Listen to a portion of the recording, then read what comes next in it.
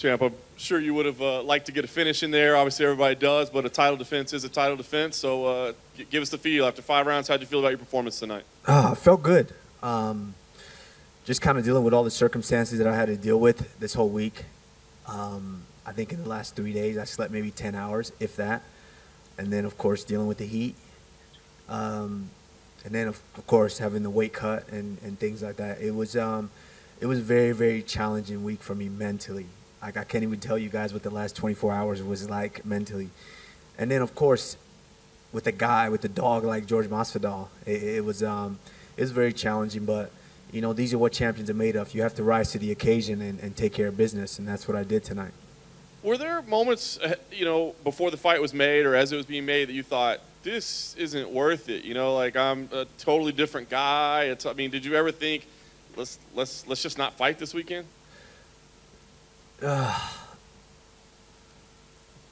No, because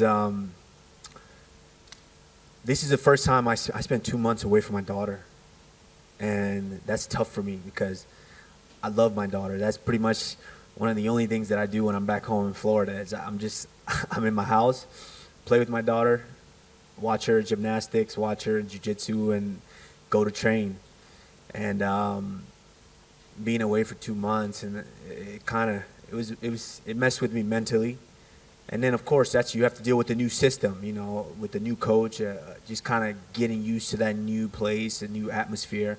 It was tough, but, you know, I dealt with it. I went through it. So then in the last minute when they're saying, oh, well, you don't have a fight, and then this possibility popped back in, I'm like, no, I'm going to fight. It's going to be tough making a mental switch and a strategic switch for a guy like him. But, you know, we had to make it on the fly, and we did. As you said, he's a dangerous guy at all times. I mean, I think it was clear that he was starting to tire a little bit. But was there a moment where you thought, oh, I'm in control of this fight, I've got this? Or were you always a little concerned that I got to be careful I don't get caught? You always have to be a little concerned, especially with a guy like him. Like he's a real dog. You know, all props to him, much respect. A lot of people were thinking that he would be out of shape for this fight. He wasn't. I mean, he's been training, and he came in prepared. He came in ready. Of course, I would like a lot more time to really strategically prepare for a guy like him, to really pick him apart better than I did tonight. But I had to do what I do best, and that's dominate a guy from start to finish. You guys spoke a little bit afterwards. I know there was some bad blood leading in, but can you share what was shared between the two of you? I think it's just, just a mutual respect. It's hard not to respect a man when you share 25 minutes with them in that octagon, punching each other in the face. And so, yeah, just mutual respect, and we both feel that we'll do it again. And absolutely, I would like a lot more time to prepare for a guy like that and really be able to dominate in the way that I want to, picking my spots and try to get that finish standing. It's funny because he said he wanted to make it clear, no excuses, but he said he wants to work his way back to you. But you're saying you want to do it too. Like, that wasn't good enough for you. You want to fight him again at some point? Yeah, absolutely. I think he's a veteran. He's a crafty veteran. You know, he's got tricks that a lot to the untrained eye people don't see. He's got a lot of tricks there, but I would love to do that fight again. Especially you see my last couple fights. I like to pick my spots. I like to really pick a guy apart, and I've evolved so much, but I still got tools in the tool shed. So if I need to wrestle, that damn motherfucker, I'm gonna wrestle. But I need to showcase a lot more of what I have in the toolbox, and I would love to do that with a lot more time. Last thing for me, it looks like Gilbert Burns is next. Dana says he's the #1 contender. Do you feel that way, first of all? Then secondly, what do you do now? Do you go back to Sanford MMA and train for a little while? Do you guys wait to see what happens? I mean, how do you handle that? Well, you got to wait to see what happens. We all know what happens in the UFC. Nothing is for sure unless you're stepping inside that cage. That's when something is for sure. We learned that 6 days ago, and so it doesn't really matter. First and foremost, I need to get home to my daughter. That's what's important.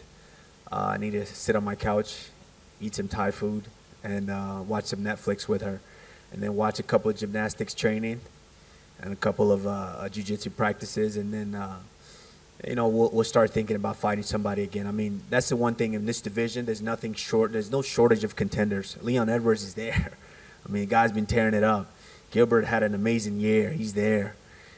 Kobe thinks he's there. So, there's no shortage of challengers. There's always going to be a challenger, and they're always going to throw somebody in there with me. And whatever the company feels like they want to throw in there, that's my job as a champion, is go out there and dominate them like I just did. Kamaru. Jorge says he felt that even on the short notice, he was able to show that his wrestling is underrated in the game. Did you feel that he had better wrestling than you anticipated? No, it's not that I anticipated. I know his wrestling's good. Like, people were not giving him credit for that. I know his wrestling's good. He's one of the best at his takedown defense is very, very good. And you can see it in his style. When you watch a fighter, when they're afraid of someone's wrestling, afraid of being taken down, they're crouched over in a stance, they're very low, and they're afraid to throw kicks and things of that nature. Masvidal's not. He's standing straight up, bouncing up and down. He's firing off those kicks at will. And I knew he was going to be a tough guy. His wrestling's always been good, but, my wrestling's just a little bit better. My wrestling is just a little bit better than everybody. Just tactically, how to put a whole fight together. I'm just a little bit better than everybody in this division. That's why I'm the champion. Online, there has been some negativity towards the fight, saying, it was a bit boring and stuff like that. But at the same time, you still... Who said that? Just like a multitude of fans and fighters have said, it's dull. Yeah, well, maybe they need to get in there and fight George Masvidal for 25 minutes and then say something.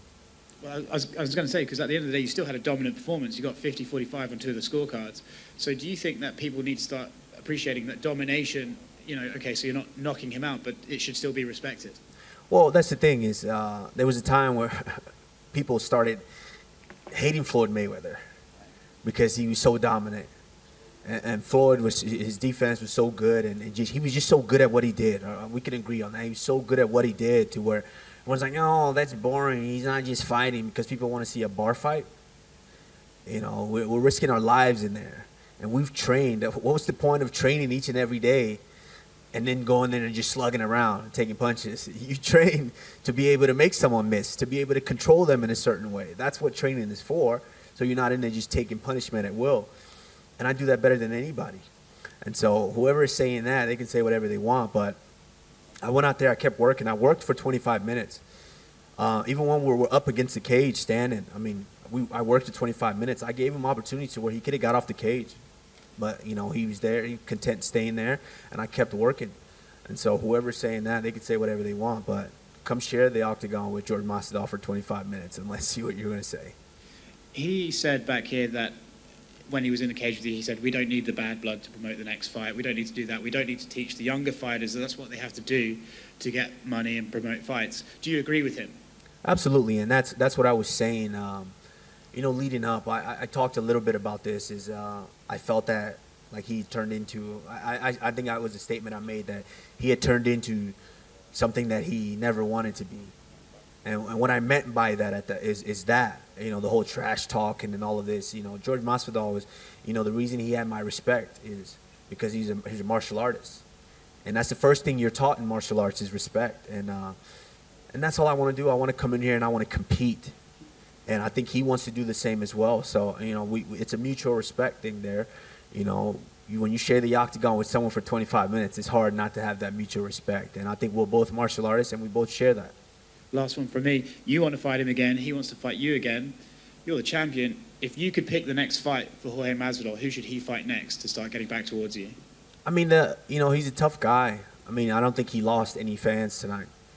I think it just showed that he's still a little bit behind in just what it takes as far as me to being able to dominate a fight. But he's still very, very dangerous. He can fight anybody.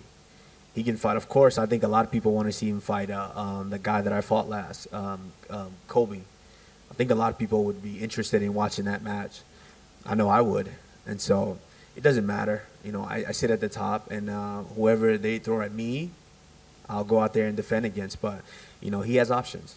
You fought both of them. Who wins that fight, Kobe or Masvidal? See, that's a tricky thing. Styles make fights. They know each other. They train with one another. I'm interested to see that fight. Sharing the octagon with both men, I know they're both tough in different ways, and I think Masvidal has evolved a little bit, and that's one thing that I didn't think I gave him credit for, is how much he's evolved and how much he's changed. And I think that's an intriguing fight. Honestly, I can't pick a winner. Congratulations on getting that shmoney, champ. Thank you. The other day you talked about getting that win today. As you predicted, you would tie GSP for that record. He's universally looked at as the greatest welterweight of all time to a lot of people. What's it going to take for you to be known as the greatest welterweight of all time? I mean, just continue to do what I've been doing, and that's dominating opponents and winning, and that's how George got there. You know, if a lot of people, MMA fans, really look at what George did towards the latter part of his career, they looked a lot like that. You know, dominate a guy, take them down, just beat him up, and you know, utilize each and every aspect of the martial arts, mixed martial arts, and I think I'm on the same track. And so, yeah, we're both tied for most consecutive wins, and you know, that's a fight that I look at and I love, and I want a fight like that to be able to train and showcase all my skills and have him showcase his skills. I think that's a crazy fight. It's a huge fight, and I think a lot of people would want to see it. There was a lot of bad blood leading up to this with Jorge Masvidal. Beginning of the year, leading up to the Super Bowl, you guys had the incident and everything like that. Obviously, no bout agreements were signed, but in your heart, you always kind of knew that you were facing this guy. So how much training did you actually have preparing for him as your opponent before you knew it would be Gilbert Burns? No more than about 2-3 weeks in a row, because when originally they were talking about doing this fight, that was April. I'm like, okay, I'll step in. We'll take him on. And that was at the point where I said I would take the fight on, I think almost 2 weeks, maybe 10 days, 2 weeks notice. I said I would take the fight. And so I started training for that maybe about 7-8 days. And unfortunately, they couldn't come to terms on his side. And so that fight got scrammed. And then there was a possibility, there was some talks of maybe doing it in May. And so I got about 4 days of dieting and getting back, training for him mentally. And then unfortunately that fell apart again. And so I haven't really had extensive time to really train for him. But I would love to see how that works out, giving me 6 weeks to mentally hone in, study film, break him down, and just pick my spots and just use more tools. You switched camps because you didn't want to fight your teammate, obviously so. Now, do you think after that fight you would go between two different camps, or you'd have to make the decision and pick one? Well, I mean, I had a great time working with Trevor. Trevor's an amazing coach, and of course, I still got my jiu-jitsu coach, George Santiago. You know, we did great work. We've always done great work, and we're going to continue to do great work. Congrats, champ. Thank you. Good. Kamaru, I'm not sure you know, but someone placed 200,000 bets on Masvidal to win tonight. What would you say to the person that placed that bet on Masvidal to win tonight? Whoops. Whoops. I mean, if you're going to bet money like that, you probably don't need it. So I hope he doesn't miss it. Would you advise this person to bet on you next time? Well, I mean, he should have done a little bit of research and just kind of see my track record and see my score and see what I've done to each and every one of my opponents. So fortunately, they didn't do their research. But that's what you call gambling. Last one for me. The UFC announced today, just hours before the fight, that Jorge Masvidal would be on the cover of the UFC 4 video game. Did that bother you, seeing him on this, or do you kind of understand the UFC? No, it doesn't bother me at all. You know, George has done a great job in the last year. He had an amazing 2019. He did some good things, picked some good fights, and some great things happened in those fights, as we know. And so, you know, he earned it. Nothing against that. Everybody has their season. Everybody has their thing. When I continue to go out there and do my job, at some point they're gonna realize, like, man, you know, this guy's the real deal. There's no opponent you can throw in front of him that he can't get through. So, you know, it is what it is. I wasn't bothered by it at all. I think he did a great job, well deserved for him. And of course, Izzy was on there as well. You know. Hi. So Dana said that Burns should be the next one for you. I would like to know how do you see this match and how your guys' relationship stayed after he challenged you. Yeah, I mean, it is what it is. If that's what the company's going to make, that's what the company's going to make. I was willing. I prepared for a fight like that. I was willing and ready. And so it doesn't change anything.